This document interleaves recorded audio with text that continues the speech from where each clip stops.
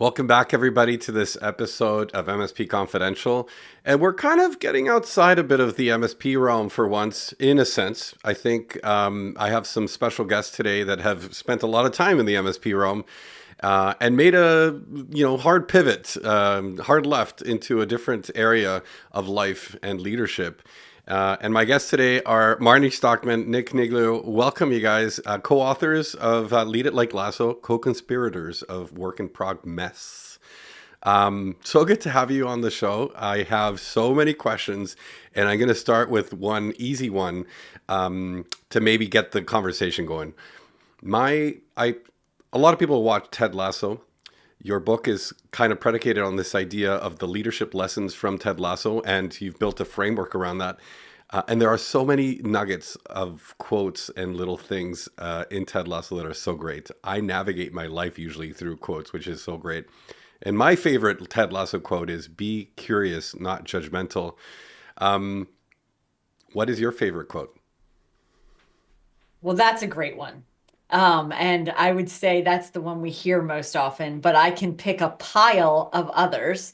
I'm afraid I'm going to make Nick mad if I use the one that I'm thinking of, but I'll say it anyway. Roy Kent's "Don't you dare settle for fine," as Mm. setting expectations for yourself. Did I get it right, Nick? Is that the one you're I going to? think I think you nailed it. You went first. She's always stealing my thunder, Luis. Yeah, I love "Don't You Dare Settle for Fine." I also love "Be Curious, Not Judgmental." I think that's the way we improve, and we made a whole career of asking questions.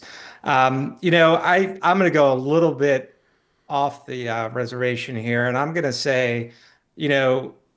I love when Ted walks into the locker room and he's like, "Oh, I love the smell of a locker room. It smells like potential." I think if we can kind of take that quote in any environment that you walk in and just look at the upside, the positive nature of things, it's really heartwarming to think about that and motivating to me in seeing the potential in other people. Yeah, I often think back to my early days as a residential IT consultant, and I remember thinking distinctly, not then, but after, when I start to realize sort of what is it about this job that I like. There was this sense of surprise and element of like not knowing what I was going to walk into in every particular situation that was very exciting to me. And so it is kind of this idea of opportunity when you kind of reframe it a little bit. And I love that because every situation is kind of like that. You either see, denial of opportunity or granted opportunities. And but Marnie, you're nodding on this too. I feel like you always have this very positive outlook or mindset on these things. Well, it's sort of funny that you say that that's how you felt in residential IT, because when I was assistant principal, and ironic that this relates to Ted Lasso too, I said being an assistant principal is a lot like being a soccer goalie. Like you walk in every day, you're planted. It might be nobody comes your end of the field, or somehow there might be nine balls on the field and they're all kicking you at once, and you have to, like deflect all of them. So, and I love the potential idea of anything. I pretty much regularly open a brand new notebook and say like, I love a new notebook. It smells like potential. So, yeah, Yeah. And every it's Ted Lasso and optimism. and Mm. it's forward looking too, right? And I think back to our experiences in the MSP community itself, and we were so very much into the whole notion of QBRs and how to do them the right way. And a big part of our message in talking to MSPs was, let's not make it reactive. Let's not think back to what we've done. Let's think about looking forward. Let's be optimistic. Let's be curious. I mean, there are so many ties. I mean, honestly, if we had not been in the MSP community, I don't believe we would be on this trajectory that we've been on, starting with Lead It Like Lasso. So I think it's very much on point. And that's a great segue. I mean, for those listening who are wondering what the connection with the MSP industry is, Marnie and Nick here are two of the co-founders of Lifecycle Insights, which SkillPad acquired a couple years, 2.5 years ago. And it's interesting that it's now pretty obvious a bit of that undertone of leadership that exists in QBRs, especially because over the last year or so, I think we've seen a bit of a transition in the MSP industry from that reactiveness to what I would call strategic leadership. And I think that bears out in this role of the VCIO or the account manager or the person that's kind of driving that relationship with customers. And so you may have, for a long time felt a bit of this thread of leadership kind of connecting all the pieces as later go on and pivot to writing a book and doing this framework around leadership and so on. But maybe to some people it feels like it was that hard left. It's like, oh, well, one moment they're in the MSP industry, the next they're writing a book and going on news TV shows to talk about leadership. What was sort of a bit of that, pivot like for you guys?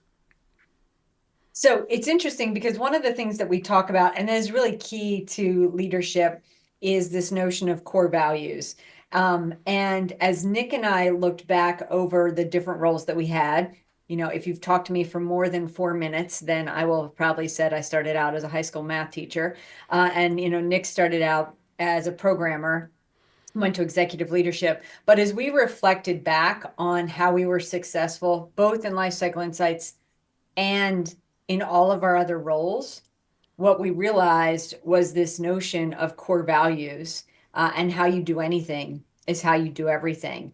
And we saw that in how MSPs needed to deliver quarterly business reviews, how we ran our own business, how we ran our lives and our careers. So there were definitely, that's the first thread that comes to mind, is the notion of understanding who you are, because the same way I was a teacher is the same way I worked in Lifecycle Insights, which is the same way that we Mm, kind of lead it like Lasso. So yeah. many different threads. I'll add to that. I think, one of the things that we talk about in our book, we have this rules section, and the first rule is a playoff of Danny Rojas, right? Football is life, and our rule is leadership is life.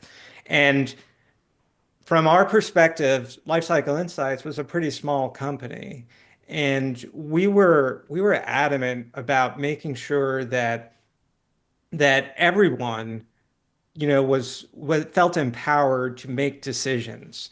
And as we got more and more involved with the MSP community, whether it was through different trade shows or the Evolve conferences or what have you, we realized that we were working with, in a lot of cases, small to medium-sized businesses, and how important it was to not only understand that truly everybody in the organization has a role and they should have some agency in deciding some outcome and taking an approach that was a leader, even if they didn't have that leadership as part of their title, whether it's a support tech Mm. or a VCIO, an account manager, back office. It does not matter. The best organizations are run where everybody feels empowered to make some sort of contribution, and that's what we hope to bring forth with Lead It Like Lasso.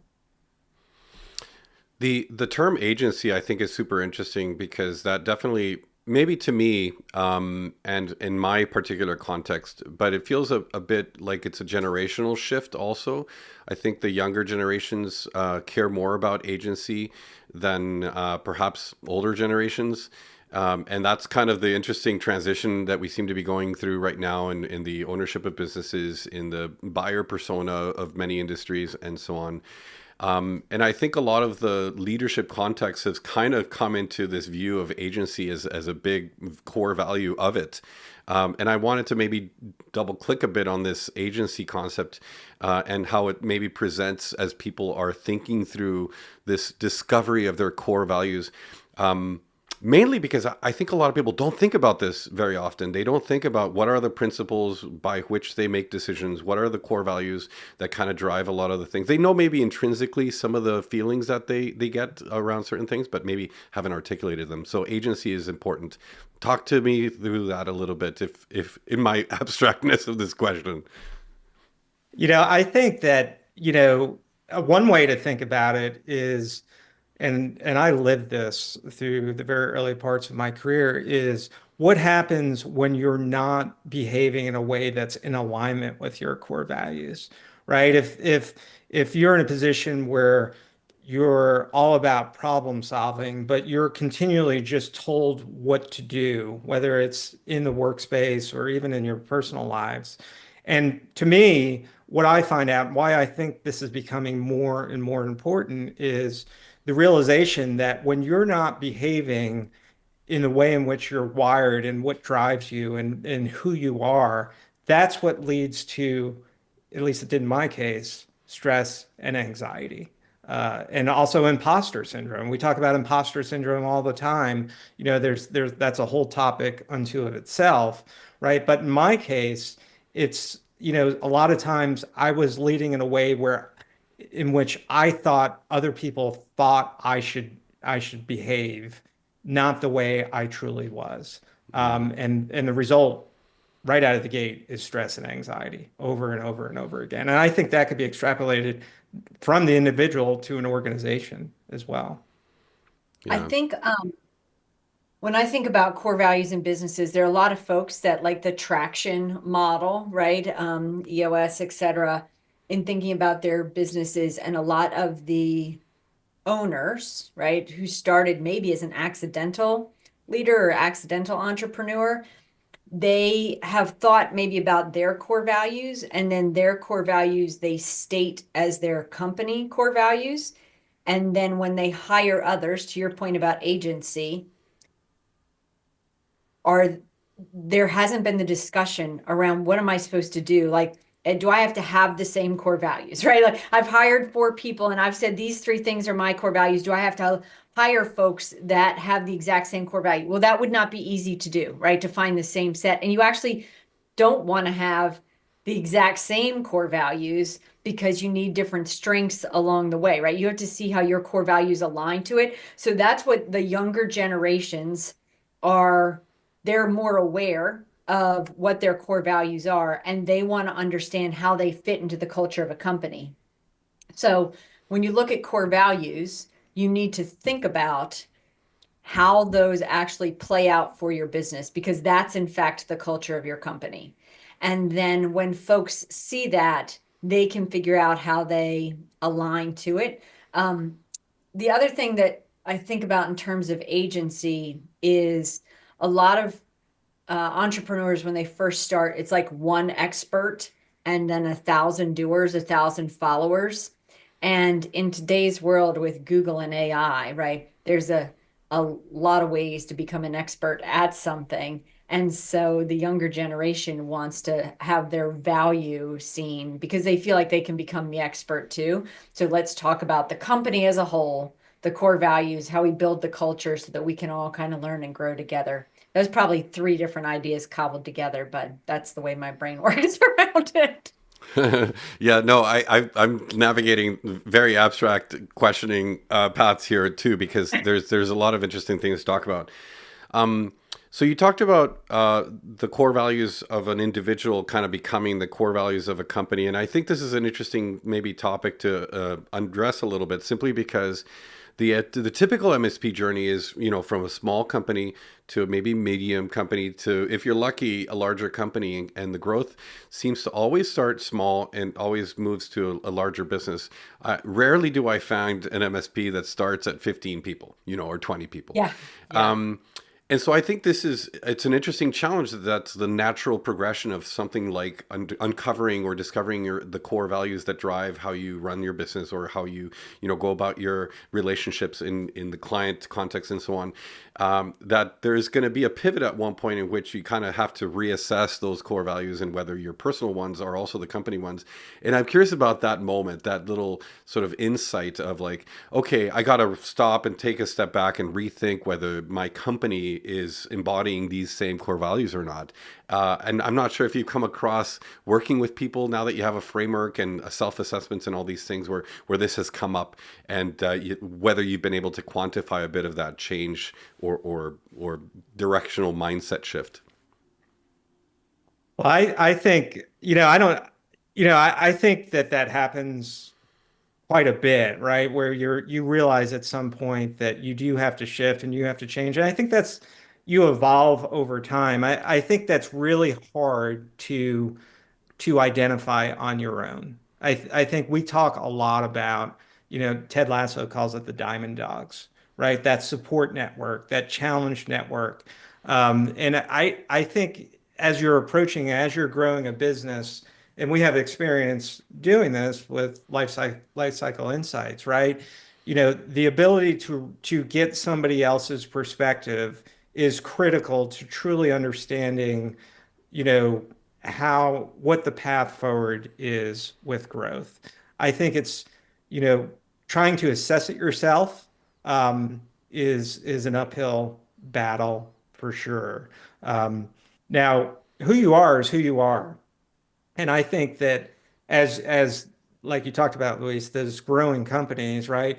You do have to reassess what the core values of the company are. And a lot of times that's going to tweak a little bit in terms of growth over time. But I don't think you will ever veer very far off course from where you started. It may Mm. expand a little bit, it may grow, but I think the reality of it is that, you know, we are who we are, and any change in that is going to throw other roadblocks down the road.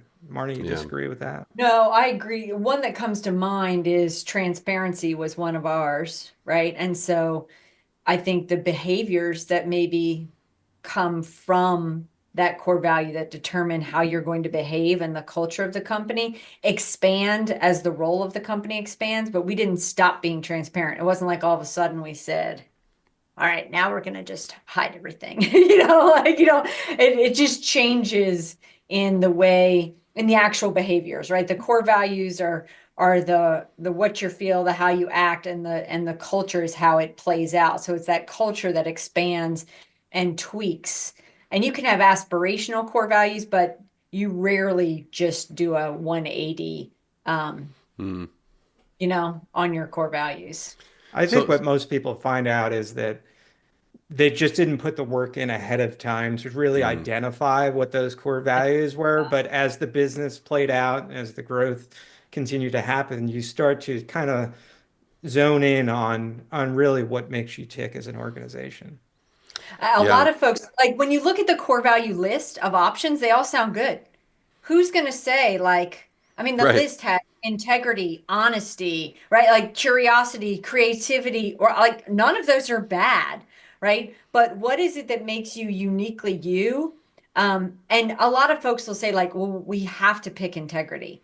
Well, maybe integrity is just the way it should be because that's a baseline expectation, and integrity is not a unique element that is what makes you stand out. Maybe it's creativity that's making you stand out. So I think that's to Nick's point. Like, have you really done the work to say that's your superpower? Or are you just picking things that sound like, well, this is what a business should say?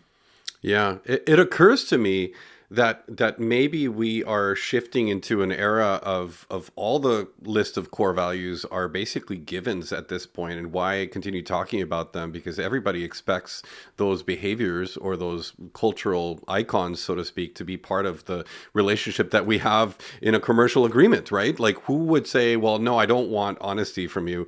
So I think to your point, it may be becoming more about the brand promise. Like, what is the one thing that we can count on you to do or behave like? And that's not necessarily a core value. It's more of a promise. This is the thing that we're going to put our stake in the ground and the rallying cry for our people. So it's an interesting thing to talk about.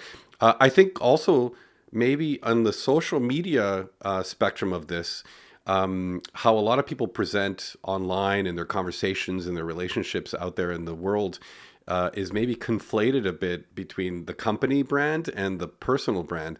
And I just recently saw Daniel Priestley talking at IT Nation Connect in Europe. And he was recently on this debate with Stephen Bartlett, the guy that hosts Diary of a CEO. And it was a very fascinating conversation. Got a lot of traction because it was just a horrible debate on the part of the other person. I forget his name now. That's how irrelevant he was to that whole discussion. But Daniel Priestley, in that presentation, he talks about this idea that, online at least, it's more about the personal brand of individuals that work for companies. Almost like people don't care or don't engage with company brands, so to speak. And so, to that effect, I feel like maybe company core values, as far as how they present externally, are maybe not as important either. And maybe it's part of this whole big shift that we're seeing into sort of a brand promise away from the importance of core values. It's like, yay, golf clap for being honest and transparent, right?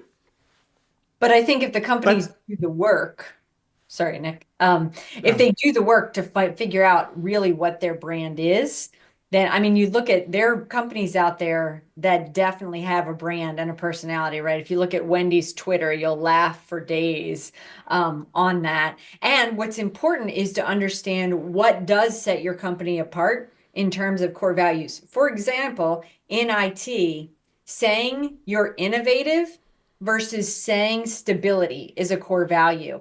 People are going to feel one or the other, and they're not the same. They're not going to behave the same. What they're aiming to help with is not going to be the same, right? If stability is what you're going for, just think about what that social media should look like versus innovation.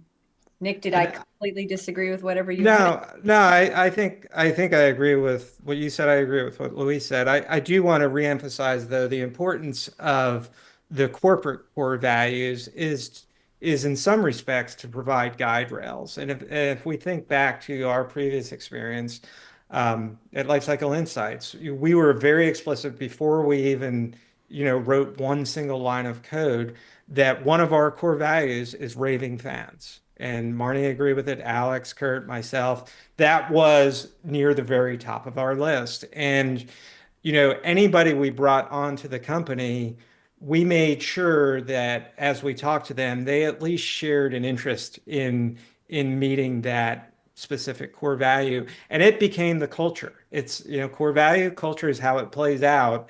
And from that regard, that was very important to the success of that particular company. Marnie and I have our own core values with our latest initiatives, and it drives everything that we do, how we interact with people. And assuming we do grow as an organization, it will be important. And those are pillars and guideposts for everybody to at least understand this is how we operate as a business.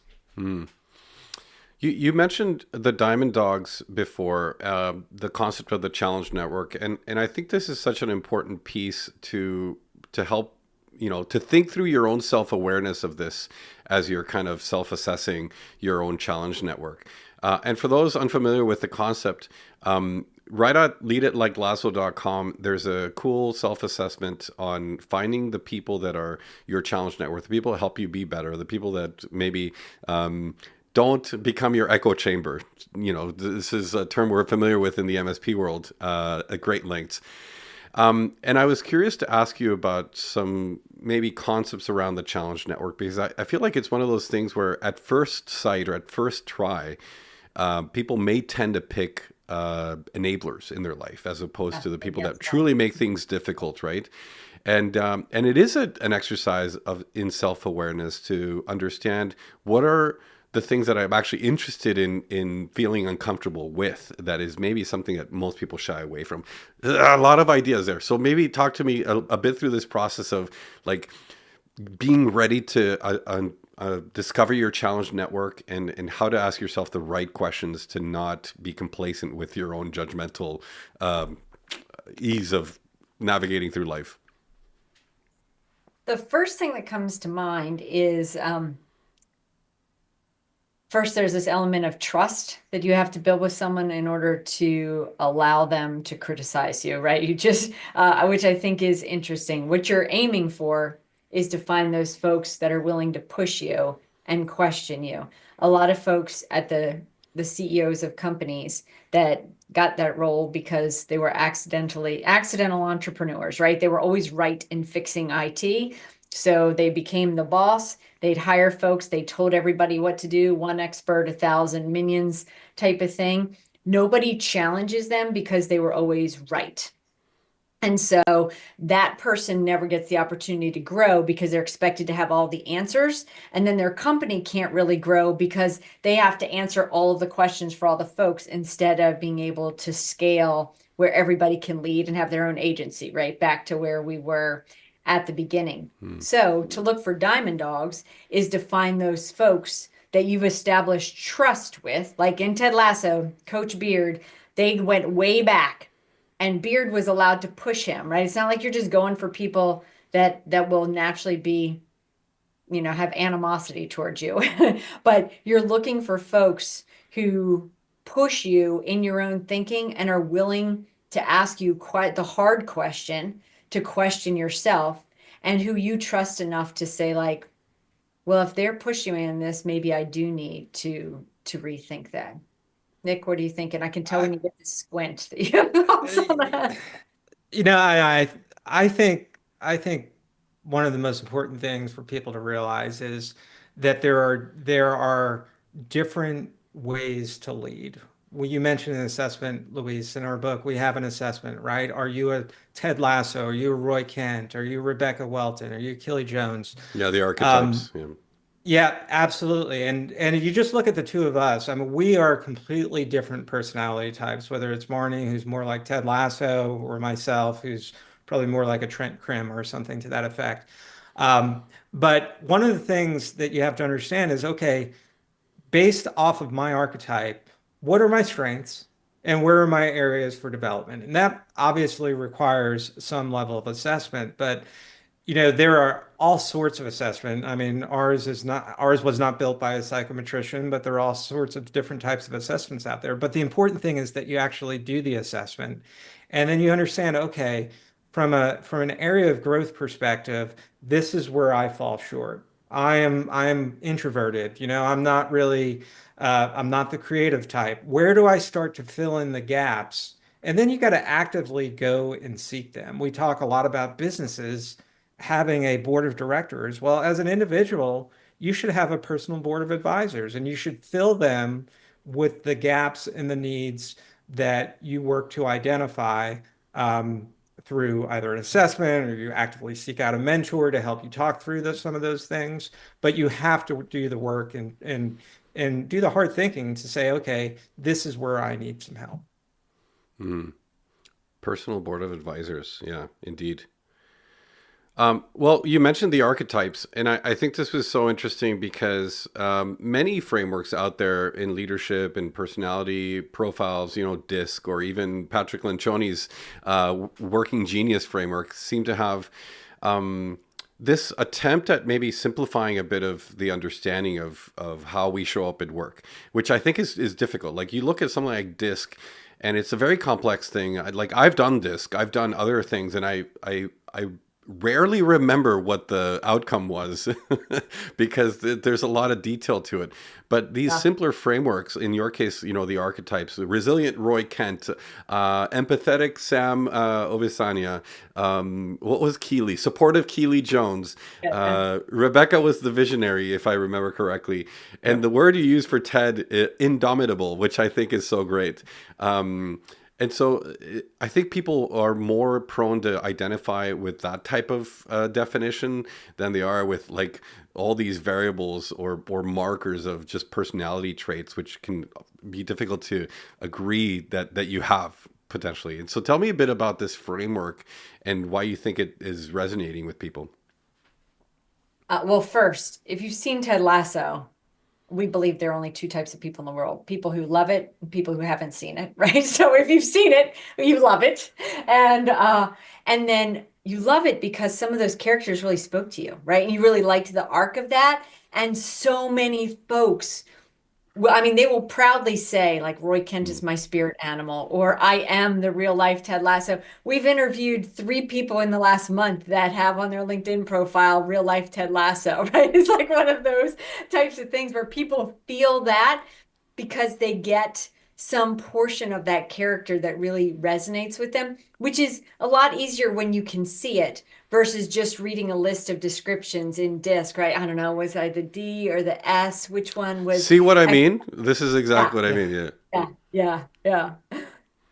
Yeah. Nick, what do I you think say I mean about I just think I think you nailed it, Luis. It's the simplicity of it, it's the relatability to it that has really seemed to resonate with people. We are avid readers of leadership, personal development books. But if you look at them, they fall into one or two flavors, right? The first is academically researched, very very academic.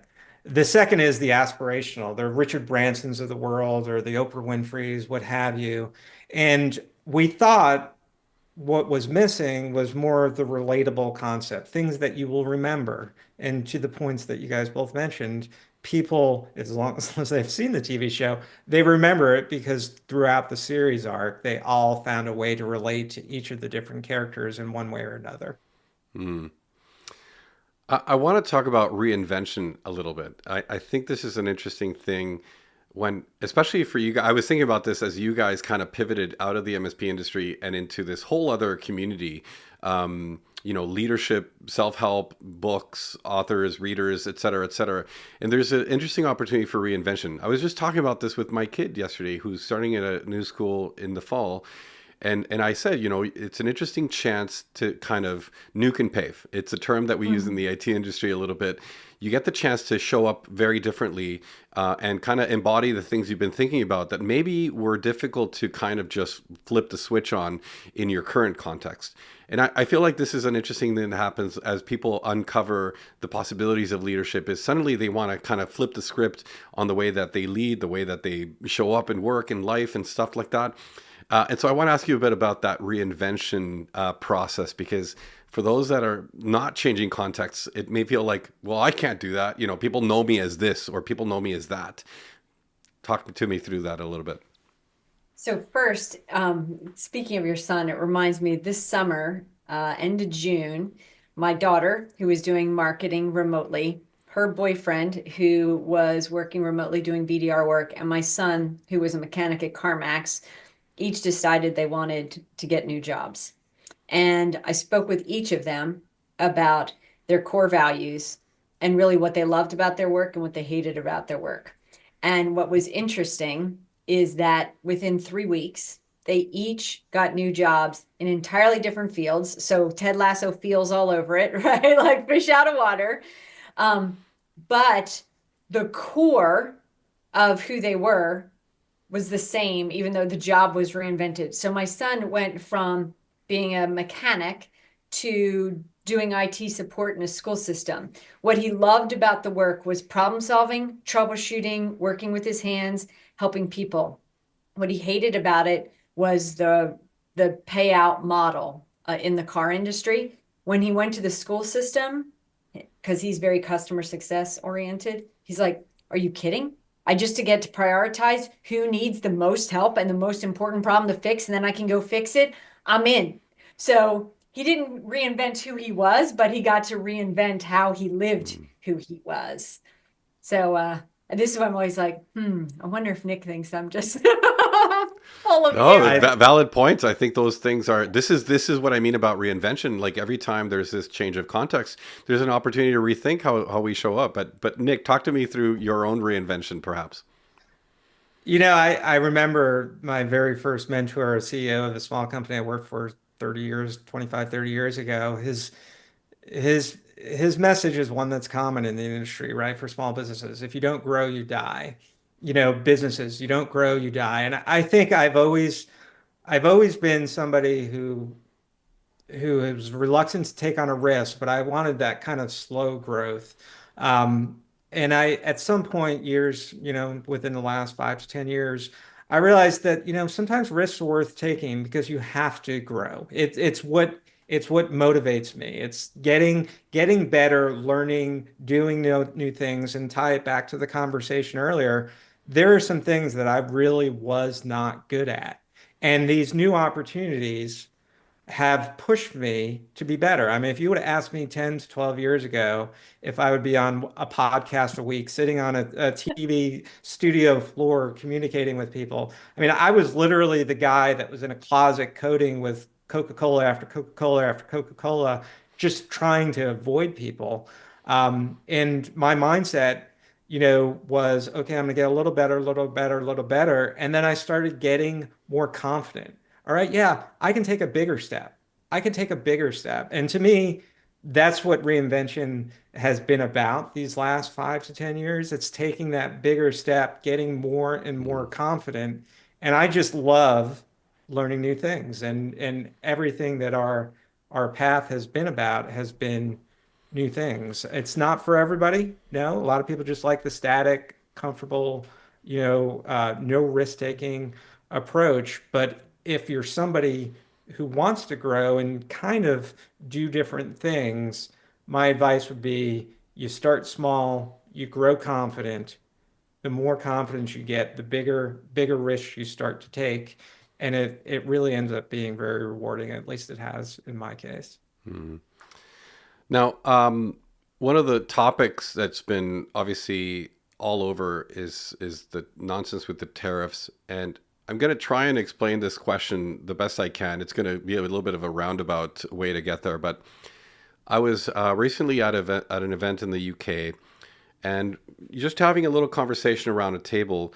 There was an older person and a younger person, and by younger I mean like late teens or early 20s, both working in the same company and same industry. And we got to talking about the tariffs, and we talked about, oh, what if prices increase and all this stuff. And it occurred to me that there's this interesting ethics divide, I think, generationally. Not the newer generations, simply the younger generations, and no matter what period of time this is. And I have my own examples to give around this ethics divide. And so the conversation went, if I asked this person, if you went to the store to buy something and it costs you £100, but suddenly you could find it somewhere else for a third of the price or a quarter of the price, would you still buy it from the other store because it's the better place ethically to buy it from? And their answer is like, no, I want to save the money. And there was like no pause even to that answer. It was just this immediate thing where just money savings are the only priority in that particular situation. And I feel like these efficiencies of decisions or these ethics of decisions are interesting from an age perspective, because I feel like young people maybe have different priorities from an ethics perspective than older folks. And as we get older, ethics kind of take a little bit of a stronger hold in our core values, in our principle base, in all the things that sort of guardrails of our decisions and so on. And I wanted to ask you a little bit about this ethics piece and how this maybe shows up or plays out in sort of this discovery of core values, in this discovery of leadership, and maybe shaping or giving the opportunity for a company to shape their culture where this ethical fading, as Simon Sinek calls it, maybe disappears because culture is the behavior the worst behavior you allow, I suppose. But maybe Marnie, I don't know, you're nodding a little bit. Maybe you have some thoughts on this. Well, I do, and Nick's not going to be surprised to hear me say, I feel like we need to talk about Maslow's hierarchy. Exactly, that's where you're going. Okay, so Maslow's hierarchy is true about all of us. At the base, it is needs, right? So it is air, food, shelter, water. Then there's security. Then there's relationships. Then there's self-mastery, right? Do I have a job I love? And then there's self-actualization, right? Am I becoming the best version of myself? If you are younger and do not have food security, shelter security, right? You're living paycheck to paycheck, then you will prioritize on cheap because you have to have food. So if you aren't making enough to see a path to, like, I can't pay 3 times as much for this period, I won't have enough food on my table, you're going to prioritize to that, because it's not until you have security around that you can then move to the next level, versus someone further down their career path with a retirement plan, they've got disposable income, etc., much more inclined to say, like, I can pick the best version. Now, it's interesting because there are some young folks who are very ethics driven and will make that decision and will make some sacrifices. But typically, if you really are hand to mouth, paycheck to paycheck, you're going to pick, I need food, shelter, water, food, air first. Well, it's interesting. In this case, I'm sure this person was not lacking food or shelter in any kind of way, shape, or form. But this particular item was maybe in that optional category. Yeah. And so they have to use their own money to go acquire that particular item, and therefore price is everything that matters. Um, I don't know, Nick, what are your thoughts on this ethics divide, and how do we maybe bridge the gap better, I guess, is really the ultimate question. I guess as you were describing that situation and listening to Marnie, I think that I think our ethics evolve over time, and I think that's just a fact of life. I know that, from where I was 30 years ago, in my early 20s compared to where I am today, I think it's almost a 180-degree shift of where I've grown, what I've seen, what my experiences have taught me. So I'm not sure this is a new problem. From my perspective, I hear it, I understand you, and I'm trying to figure it out myself. But I think that my parents probably had the same perception, you know, 30, 40 years ago that I do now. We just look at it from completely different perspectives, right? Whereas 30, 40 years ago, I was that young kid who's probably like, yeah, I want to save money. I don't care about what it means or, ethically what that means. Today, completely different scenario, right? If I'm thinking about, if this shirt was made with slave labor or something, right? That does drive my buying behaviors. So I don't know, it's a cop out, Luis, but I don't know if this is very different No, than no, what it was 30, 50, 70 years ago. I not a do cop out think, at all. I think, and I was just going to throw out another Ted Lasso quote here: "Doing the right thing is never the wrong thing," and uh, it's one of those things that I think is just like, how do we better install the guardrails of what the right thing is? Because maybe we just haven't talked about the right thing to the extent that we need to be talking about it in each individual context, right? Because for each company, those things maybe show up a little bit differently. But sorry to interrupt, Marnie. Go ahead with your thought. well, I was just thinking because you asked, like, how do we get folks to think differently? And Nick and I quote Adam Grant in his book, Think Again, frequently. I think that book does a really good job of helping people not come at each other really oppositionally, but like side by side. And how do we have this conversation to help grow? So I think just saying to someone, like, that's not the right decision is not the way to have that, but to ask questions. And Adam Grant in the book really goes through types of questions to work with somebody to help them grow as opposed to coming at them. And I think that's one of the top books I recommend for every human on the planet. Yeah, think again. Yeah, I haven't read it. It's on my list. My nightstand stack grows by the hour. That's, to um, be fair, my nightstand is leaked into my office and I'm looking at two full stacks of books right now. So um, yeah, wow, so many interesting things. I wanted to ask you maybe as you settle into this framework, and what started as a book turned into a framework, turned into a master class, turned into a number of things that are maybe tangential, not tangential, but supportive of the whole concept of leadership like Lasso. What is the sort of the 10-year goal of this? What is the impact that you hope to make? And how could somebody think about uncovering what their 10-year impact is? We tend to maybe think very short term overall, the immediate needs, as Maslow's hierarchy perhaps, but tell me about your long-term goals. Yeah, I mean, well, we have quite a few, and actually, in our book, we talk about the value and the importance of trying to forecast out your legacy, because, like you said, Luis, if you do that, it puts up some guide rails that you can then base every decision off of. If you say this is where I want to be in 10 years, every decision that you make in the short term can be bounced off of where you're going to be. Is that going to help me get there, or is it going to be an inhibitor, or is it completely a distraction? And from our perspective personally, what we talk about, what Marnie and I are both problem solvers. We both love to help people. And what we're trying to do is find a way to do that at scale. we don't want to be coaches. We are two relative nobodies. But if we can find a system or a process or framework that that that somebody else can consume that helps them in their personal development journey, that's what we want to accomplish. And the start of that, you're right, was Lead It Like Lasso. It's a personal leadership book that was relatable, and people have really resonated. It's resonated with people, but we've now kind of moved into the next phase of where we want to be. And Marnie, I'll let you kind of take it from here. So if people are squinting at our titles, right? We've got co-author of Lead It Like Lasso under our names, but we also have co-conspirator of Work in Progress.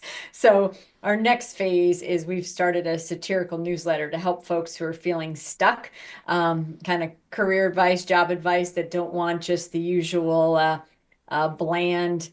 This is what ChatGPT threw out to the LinkedIn influencers. So we're giving career advice, job advice, personal development advice in a very satirical way. Think The Onion becomes your career coach.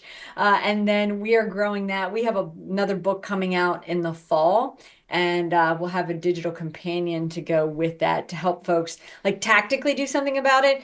In Lead It Like Lasso, you've mentioned several frameworks that we have, activities that are on the website, etc. We really tried to make it something folks would do. And so we are really trying to help not just talk about it, but actually go do the work to help them, become their best version, as Ted Lasso would say. Mm. I want to rewind for a moment just to something Nick just said, and I'll quote you. So, relative nobodies, and I think this is unfair. First of all, it's unfair. But I want to ask you about maybe the grandiose idea that we have of having impact at a global scale, and whether this is something that's reasonable expectation for most people to have, or if maybe trying to pare down a bit of the blast radius, the impact that we're having to, the challenge network, the group of 5 people that we maybe contribute to their lives as much as they contribute to ours. Is this not a better way to grow sustainably in that context? I'm not sure. It's an abstract question because your comment there triggered me a little bit. So you're not a relative nobody.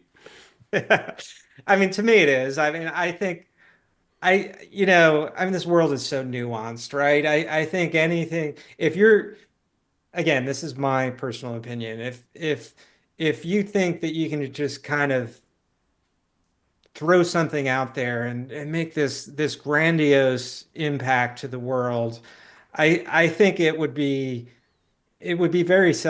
defeating, because I think you would get attacked from so many different angles just in the way our world is constructed today. So our approach, or at least my approach, I won't speak for Marnie here, is, all right, let's start as small as we can. Let's start with one person, a handful of people, and then let's see what works, what doesn't work. And that has really been kind of our path and our trajectory. I mean, we started with our children. We said, okay, we live in a world of AI, and you know what? This skills are becoming commoditized. The way you stand out, the way you differentiate yourself is through character skills, soft skills, right? Which is, people think, no, we're in a technology age. There's no way that makes sense. But we have had success with that. We've had success with our children. Then we had success in different organizational settings or educational settings.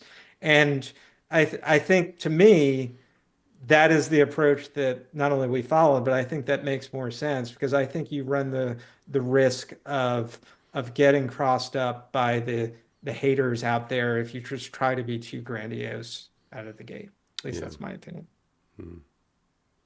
Marnie, your thoughts? No, I completely agree. It is interesting to watch it in miniature and see that it work, which is super interesting. And Ted Lasso was a huge show, right? 20 million, 40 million people on Apple TV Plus, etc. And in the grand scheme, we were relative nobodies to that space, and we weren't trying to say that we were that space. And what's interesting is that when you read a book and you get book reviews on Amazon, if you were to design your dream book review, what would it say? Think about all the grandiose things that it would say. But review after review after review surprised us when they said, this book is relatable. And, if we had picked adjectives for a day, I'm not sure we would have said, boy, I hope they say it's relatable. But when they did, we were really happy about that because folks just felt like, oh, they're just regular people. They're not Richard Branson saying, like, why don't you come on Yeah. this hot air balloon flight with me and we'll see maybe we're going to jump out of it or not. Nope. They're just regular people who have found something that have worked in regular jobs, right, to be successful and have seen it work other places. So when we say we're relative nobodies, we're really good with that. We're just regular folks, doing the work. And that anybody could do the work. You don't have to be Richard Branson to do the work, but you do have to do the work. Yeah. Take your billions and follow your passion. Right. It's super simple, right? Yeah. Well, I'm going to continue to take issue with the term, whether you like it or not. I think the impact is always had at a local level, at a personal network level, and these things, you do it over and over and over again, and this is what creates the global nature of it, I guess, or the scale of it. It's cool that you're thinking about the scale of a framework and how to deliver to more people, because the community itself will, I think, ultimately be the engine of that growth as they connect with it, as they relate to it, as you've said. So very cool. Folks, you can find Nick and Marnie at leaditlikelasso.com. Lots of great resources there. That are easy to just download and think through. Obviously, buy the book and read it, check it out. I assume it's available on Kindle and Apple Books and all those other places. All the places, yeah. You're also doing a podcast where you kind of disassemble each of the episodes and the learnings to each of them. And so this is a great, interesting read because it's easy to overthink so many things. But in a show that's written intentionally for the lessons that I think it gives, it's really interesting to kind of take it apart to try and understand what the writers were thinking and what was the little nuggets of things that are maybe interesting to take away from it. And I wanted to ask you, as a parting thought, what do you like being asked about with relation to the show? What is the thing that you think maybe some people miss about it in the context of this leadership lesson? Well, I'm just going to pick a human. What's interesting is as Nick and I go through each episode of the show, the writers are brilliant and they put Easter eggs in there all of the time about the different elements that you don't realize the theme until you start picking it apart. But I'll say, folks ask us all the time, like favorite characters, and it changes on day to day. But I would say the most surprising one in terms of their growth and in terms of really a lot of skills that they have as a leader is Keely. And folks would not think that when they first looked at it. And I think that I like being asked about our leadership assessment and the various characters because people sometimes go in thinking I want to be a Ted, and then when they realize the power of Sam or Roy or Rebecca in a different way, they're really excited about that because they see like, oh, I don't have to be Ted in order to be a good leader. I probably didn't Yes. answer that right. No, I'm totally picking up on what you're saying, and I'll let you answer as well, Nick, in a second. I just wanted to maybe go on the tangent briefly that people tend to look at these things and maybe decide that there is a better personality or framework that is higher or more desirable than the others. And I think this is the beauty of the self-assessment. If you do it, honestly, that you kind of discover that a quote unquote supporting role in an organization, a supporting role in life or in your challenge network could equally affect or impact the people around you. And it doesn't have to be always sort of that alpha leader, so to speak. But Nick, so your thoughts on the thing that sometimes people miss about the leadership lessons? Yeah, I mean, I think you guys just said it. I think the fact that there are different ways to lead, I think I'll just reiterate, everybody thinks that this is a book about Ted Lasso, our book, or the show was just about Ted, but it was about everybody else. I think, even the journey of Nate, who's a hated character in the show, there's so much to learn from his journey, and where his ability to grow was, and redemption. My favorite thing that people ask me, though, is when they ask me to dig deep into the character of Higgins, because he is a side character, right? He's not really one of the starring roles, but he offers so much wisdom in just a very normal, everyday kind of guy type Mhm. of role. And I think that's what success is built on. It's not built on the gregarious leaders, right? It's built on the supporting staff. And I think when we can dig into that, it's something I'm more than happy to do about the show and our book. I love it. Well, thank you guys so much, folks. This is Marnie Stockman and Nick Coniglio, co-authors of It Like Lasso, co-conspirators of Work in Prog Mess. Yes, life is a mess. It's always in progress. And thank you so much for hanging out with me today. This has been MSP Confidential. We're here every Friday at noon Pacific, 3 p.m. Eastern. Thank you again, Nick and Marnie. Appreciate your thoughts and your ideas. I hope to connect on this again as we all evolve, maybe bridge that ethics divide, maybe get our younger generation prepared for this changing AI world. All these interesting things that are going to play such a big role in how we do leadership overall. But thank you again. And stay behind the scenes here for